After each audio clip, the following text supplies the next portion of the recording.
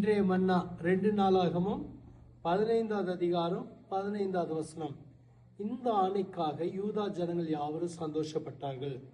தங்கள் முழு இருதயத்தோடு ஆணையிட்டு தங்கள் முழு மனதோடும் அவரை தேடினார்கள். கர்த்தர் அவர்களுக்கு வெளிப்பட்டு சுற்றுப்புறத்தாரால் யுத்தமில்லாதபடிக்கு அவர்களை இளைப்பாற பண்ணினார். கர்த்தர் அவர்களை இளைப்பாற பண்ணினார். எப்பொழுது இளைப்பாறுதலை கொண்டு வந்தார்? முழு மனதோடு அவரை தேடினார்கள். முழு மனதோடு கர்த்தரை நாம் தேடும்போது நமக்கு கிடைக்கக்கூடிய இன்னொரு பெரிய ஆசீர்வாதம் என்ன தெரியுமா? இளைப்பாறுதல். நமக்கு தேவையான ஒன்று. அநேக முறை இளைப்பாறுதல் அற்ற நிலைமைக்குள்ளாய் கடந்து செல்கிறோம். எப்பொழுதுமே சிந்தையில் ஒரு போராட்டம், இருதயத்தில் ஒரு கலக்கம். நம்முடைய இளைப்பாறுதலை அநேக காரியங்கள் கெடுத்து போடுகிறது.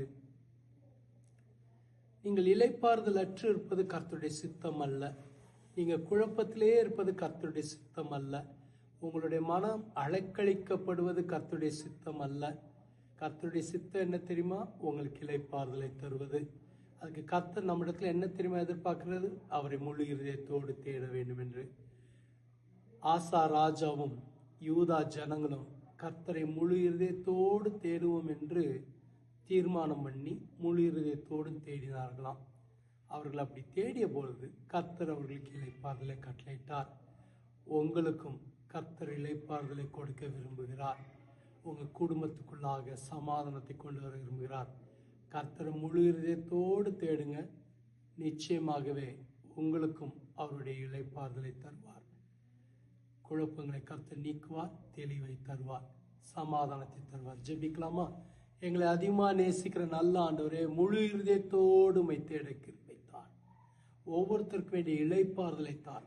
சிந்தையில, இருதயத்துல, வீட்டுல, வேலை செய்கிற இடத்துல, ஊழியங்களில் இளைப்பாறுதலை தருவீராக. எல்லா குழப்பத்தின் நாவிகள் இயேசுவின் நாமத்தினாலே வெளியேறுவதாக. கர்த்தர் அற்புதத்தை செய்ய உம்முடைய பிள்ளைகளை ஆசீர்வதியும், பலப்படுத்தும், உற்சாகப்படுத்தும். இயேசுவின் மூலம் ஜெபிக்கிறோம் பிதாவே, ஆமென். கர்த்தர் உங்களை ஆசீர்வதிப்பார். ஆமென்.